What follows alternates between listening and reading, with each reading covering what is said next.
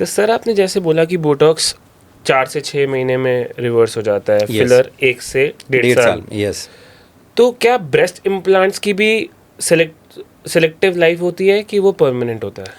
Usually FDA की website पे देखेंगे तो ब्रेस्ट इम्प्लांट, उसमें सबसे पहले यही लिखा है breast implant are not permanent. लेकिन जो कंपनी गारंटी देती है वो 10 ईयर की गारंटी देती है बेस्ड ऑन 2 कंडीशन कि रप्चर होगा तो रिप्लेस करेंगे, अगर ग्रेड 3 और ग्रेड 4 कैप्सुलर कॉन्ट्रैक्चर है तो रिप्लेस करेंगे।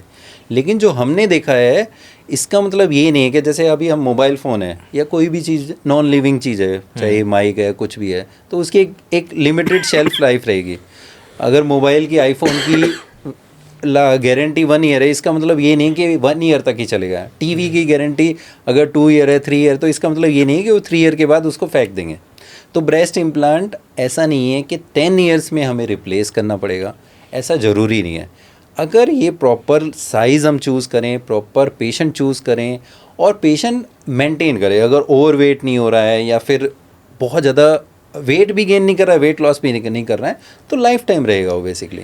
यूजली पेशेंट को इम्प्लांट चेंज करने की ज़रूरत नहीं पड़ती है अनलेस अनटिल जैसे किसी को कोई मॉडल है उसको लगता है कि मुझे अभी और ज़्यादा साइज़ बड़ा करना चाहिए, तो उसमें हम उसको रिप्लेसमेंट सर्जरी कर सकते हैं, यानी कि छोटे से बड़ा डाल सकते हैं। या कभी कभी लगता है कि अब मुझे मेरा ब्रेस्ट मुझे ज़्यादा बड़ा लगता है, तो उसमें भी हम छोटा साइज़ का डाल सकते हैं। लेकिन ब्रेस्ट इम्प्लांट सेफ़ हैं, इंस्टेंट रिजल्ट देते हैं और बहुत अच्छा सेटिस्फेक्शन मिलता है पेशेंट को। और सबसे ज़्यादा ब्रेस्ट में हम चेंज कर रहे हैं, लेकिन माइंड के अंदर साइकोलॉजिकली बहुत ज़्यादा बेनिफिट होता है, कॉन्फिडेंस बहुत अच्छे से बूस्ट होता है। इवन छोटे छोटे सिटीज़ से जो पेशेंट आते हैं तो वो देखता हूँ तो वो मतलब उनका फेस ही अलग हो जाता है। मैंने सर्जरी की ब्रेस्ट की, लेकिन उसके अंदर वो पूरा चेंज हो जाता है। तो इसका मुझे भी अंदाज़ा नहीं रहता है कि मैं ब्रेस्ट चेंज करने के बाद इंसान को कैसे चेंज कर दिया।